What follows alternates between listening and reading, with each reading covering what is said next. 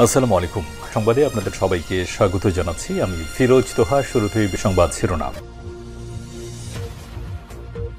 বাংলাদেশের সর্বশেষ গুরুত্বপূর্ণ আপডেট সংবাদে আপনাকে স্বাগত। শুরুতেই সংবাদ শিরোনাম, পরে বিস্তারিত। শুরুতেই জানাবো, অপারেশন ডেভিল হান্ট, গাজীপুরে এ পর্যন্ত গ্রেপ্তার ৬৫।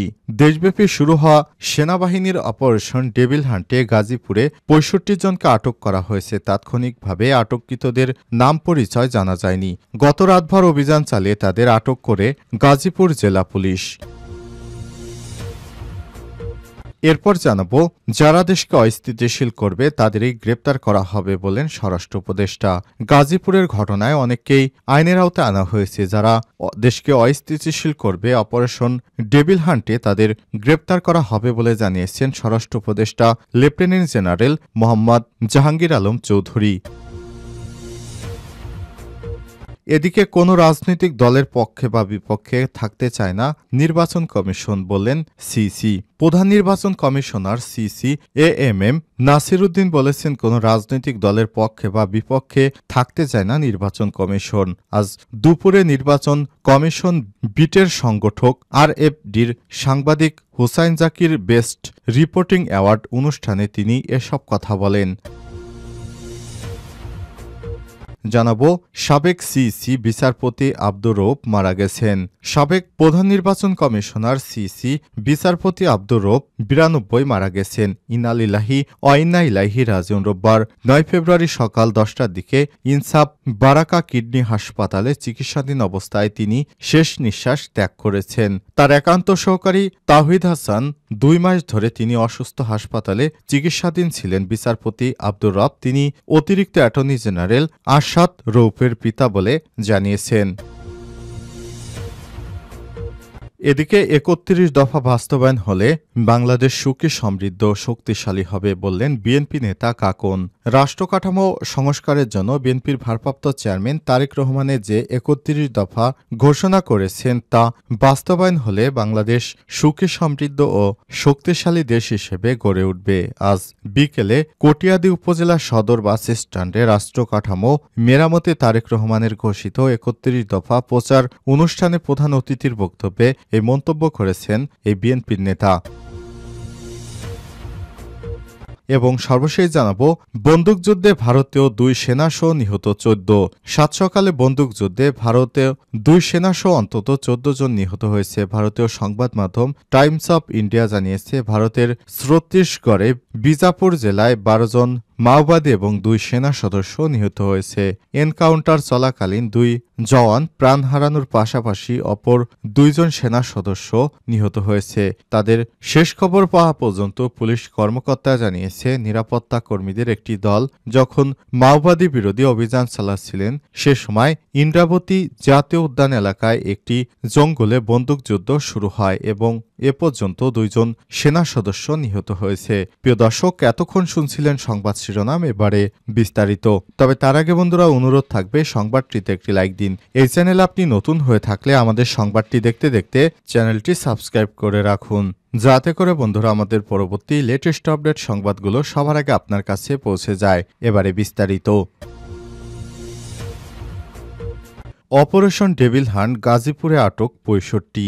দেশব্যাপী শুরু হওয়া অপারেশন ডেভিল হান্টে সেনাবাহিনীর হাতে গাজীপুরে ৬৫ আওয়ামী লীগ নেতা আটক হয়েছেন। তাৎক্ষণিকভাবে আটককৃতদের নাম পরিচয় জানা যায়নি। শনিবার ৮ই ফেব্রুয়ারি রাতভর অভিযান চালিয়ে তাদের আটক করেছে গাজীপুর জেলা পুলিশের হাতে সোপর্দ করা হয়। রোববার ৯ ফেব্রুয়ারি সকাল ৯:৩০টায় গাজীপুর জেলার police super doctor Chowdhury Mohammad জাবেরের সাদেক এই তথ্য নিশ্চিত করেছেন। তিনি জানান, গতকাল থেকে শুরু হওয়া অপারেশন ডেভিল হান্ট এখন পর্যন্ত সকাল ৯টা পর্যন্ত ৬৫ জন গ্রেপ্তার হয়েছে।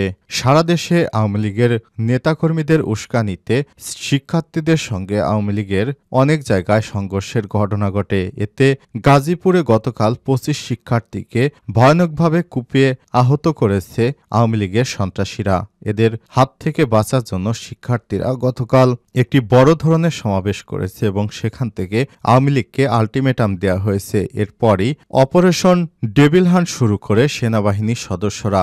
এরপরই আওয়ামী লীগ ধরতে শুরু করেছে সেনাবাহিনীর সদস্যরা। অপারেশন ডেভিল হান্টের কারণে আপাতত আওয়ামী লীগের নেতাকর্মীরা গা ঢাকা দিয়েছে বলে জানা যাচ্ছে। অনেকেই বিভিন্ন উস্কানিমূলক কথাবার্তা বলছে। তারা বলছে আওয়ামী লীগকে যারা দেশ থেকে তাড়িয়েছে তাদেরকে শান্তিতে দেশে থাকতে দিবে না, তাই তারা দেশজুড়ে নৈরাজ্য চালাবে। এমন কয়েকটি অডিও ফাঁস হয়েছে সামাজিক যোগাযোগ মাধ্যমে। যারা দেশকে অস্থিতিশীল করবে গ্রেপ্তার হবে বললেন স্বরাষ্ট্র উপদেষ্টা। গাজীপুরের ঘটনায় অনেককেই আইনের আওতায় নেওয়া হয়েছে। যারা দেশকে অস্থিতিশীল করবে অপারেশন ডেভিল হান্টে গ্রেপ্তার হবে বলে জানিয়েছেন স্বরাষ্ট্র উপদেষ্টা লেফটেন্যান্ট জেনারেল অবসরপ্রাপ্ত মোহাম্মদ জাহাঙ্গীর আলম চৌধুরী। আজ রোববার ৯ ফেব্রুয়ারি সকালে রাজধানীর ফার্মগেটে মৃত্তিকা সম্পদ ইনস্টিটিউটের নতুন মৃত্তিকা ভবন উদ্বোধনী অনুষ্ঠান শেষে সাংবাদিকদের এসব কথা জানান তিনি। গত শুক্রবার ৭ ফেব্রুয়ারি রাতে গাজীপুরে পতিত ফ্যাসিবাদী সরকারের মন্ত্রী আকম মোজাম্মেল হকের বাড়িতে শিক্ষার্থীদের উপর সন্ত্রাসী হামলার পর নড়েচড়ে বসে স্বরাষ্ট্র মন্ত্রণালয় ঘোষণা দেয় অপারেশন ডেভিল হান্টের অভিযানের। এরপর শনিবার ৮ ফেব্রুয়ারি রাত থেকেই সাঁড়াশি অভিযান শুরু করেছে যৌথ বাহিনী।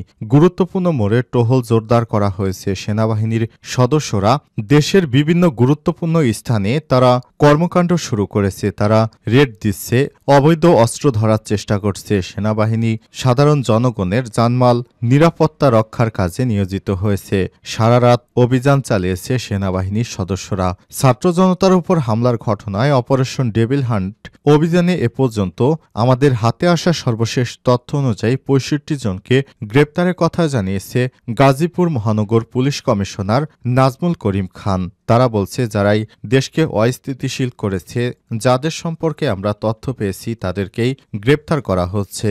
আর এই গ্রেপ্তারের ঘটনায় যারাই বাংলাদেশকে অস্থিতিশীল করবে তাদেরকে ধরিয়ে দেওয়ার জন্য আহ্বান জানিয়েছেন তিনি। কোনো রাজনৈতিক দলের পক্ষে বা বিপক্ষে থাকতে চায় না কমিশন বললেন সিসি। প্রধান নির্বাচন কমিশনার সিসি এম নাসির উদ্দিন বলেছেন কোনো রাজনৈতিক দলের পক্ষে বা বিপক্ষে থাকতে চায় না কমিশন। রোববার ৯ ফেব্রুয়ারি দুপুরে নির্বাচন কমিশন বিটের সংগঠন ও আরএফইডির সাংবাদিক Zakir Hossain best reporting award অনুষ্ঠানে সব কথা বলেছেন। এম নাসির উদ্দিন বলেছেন সুষ্ঠু নির্বাচনের জন্য দেশের সর্বস্তরের মানুষের সহযোগিতা দরকার। নির্বাচন কমিশনের উপর রাজনৈতিক নিয়ন্ত্রক বন্ধ করতে হবে। আমরা সুষ্ঠু নির্বাচনের জন্য কাজ করছি। অসুবিধা আসে সেগুলো মোকাবেলা করতে হবে। আমরা এগিয়ে যাওয়ার জন্য প্রস্তুত। তিনি আরও বলেছেন সবাইকে সঙ্গে নিয়ে আমরা নিরপেক্ষ ভূমিকায় থাকতে চাই। ইলেকশন কমিশনকে কেউ কিছু বললে আমার গায়ে তীরের মতো বিধে। সিসি আরও বলেছেন সব জায়গায় মত বৈধতা থাকতে হবে। ভিন্নমত মানেই বিপক্ষ নয়। একই বিষয় ভিন্নমত থাকবে, এটা সহজ হিসাব। এই জিনিসটা অনেকেই মানতে পারেন না। তবে নানা বিষয়ে আমার অভ্যাস আছে। আমাকে নিয়ে আলোচনা করলে ধরে নিব কোনো ঘটনা বা সমস্যা রয়েছে, তখন নিজেকে শুধরে নেব। তিনি আরও বলেছেন সবাই তালি বাজাতে বাজাতে দেশটার ১২টা বাজিয়েছে। তালি বাজানো আমাদের ভুলে যেতে হবে। সবকিছুর কাজ করতে হবে বাস্তব ভিত্তিতে, বাস্তবতার ভিত্তিতে সবকিছু দেখতে হবে। একজন কথা বলল আর আমি তালি বাজাতে থাকলাম, এটা যাতে আর না হয় যে একজনের কথায় দেশ চলল আর সেভাবেই তালি বাজলো, তাহলে কিন্তু আর দেশের মানুষের ভালো হলো না, সব ওই তালির পক্ষেই গেল। সাবেক সিইসি বিচারপতি আব্দুর রৌফ মারা গেছেন। সাবেক প্রধান নির্বাচন কমিশনার সিইসি বিচারপতি আব্দুর রৌফ ৯২ মারা গেছেন। ইনা লিল্লাহি ওয়াইনা ইলাইহি রাজিউন। রোববার ৯ ফেব্রুয়ারি সকাল ১০টার দিকে ইনসাফ বারাকা কিডনি হাসপাতালে চিকিৎসাধীন অবস্থায় তিনি শেষ নিঃশ্বাস ত্যাগ করেছেন। তার একান্ত সহকারী তাওহিদ জানান ২ মাস ধরে তিনি অসুস্থ হাসপাতালে চিকিৎসাধীন ছিলেন। বিচারপতি আব্দুর রৌফ তিনি অতিরিক্ত অ্যাটর্নি জেনারেল আরশাদ রৌফের পিতা।